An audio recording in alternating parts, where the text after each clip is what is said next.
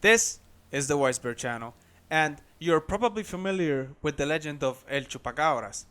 But what you probably didn't know is that sightings of El Chupacabras have been reported much earlier than you might have thought.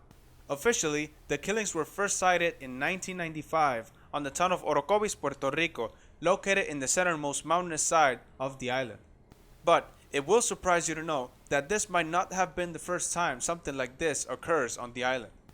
The year was 1975 on the small town of Moca, which is located on the western side of the island. During the months of February, a farmer by the name of Augusto Vale woke up one morning to find his farm animals dead and completely drained of blood. When inspecting the animal carcasses, two orifices were found in the neck of the animals, as if a vampire had preyed upon them during the night. It was a strange thing to happen, even more so given the fact that Puerto Rico doesn't have any big natural predators. Months passed and the number of sightings kept growing. Cows, pigs, goats, and other farm animals were mysteriously found dead with puncture wounds on their necks and every single drop of blood drained from their bodies. This carried out until El Vocero, the local newspaper, caught wind of it and decided to cover this strange phenomenon. From that moment forth, the mysterious creature was dubbed El Vampiro de Moca, or Moca's vampire in English. It wasn't long before sightings started to spread across the nearby areas of the town. Headlines like "The Vampire Moved," "Another Vampire Appeared," "Vampire Attacks Man," and many others continued to make the newspaper front page. One theory presented by a scientific investigator called Francisco Maringandia was that the animal deaths were likely caused by the Diamus jungi, a type of bat which is referred to by locals in the South and Central American regions as the white-winged vampire. The bat itself is not very big, measuring about 8 centimeters or around 3 inches in length from top to bottom, and can easily fit on the palm of your hands.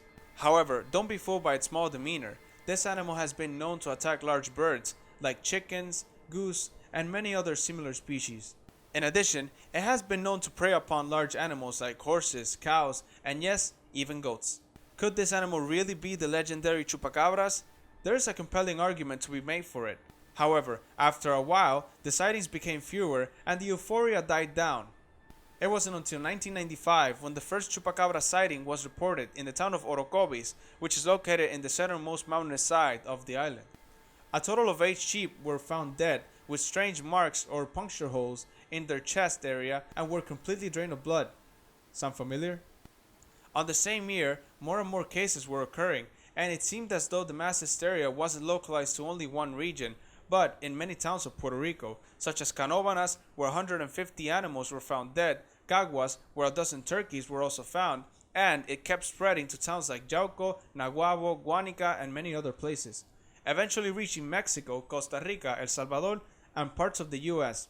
And it is true that we might never be completely sure of what caused all these animals to die in such a bizarre way, but it is interesting to know that this phenomenon might have its roots further back than we might have thought. Thank you for watching, and for more content like this, consider subscribing, leaving a like, comment, and remember to stay smart.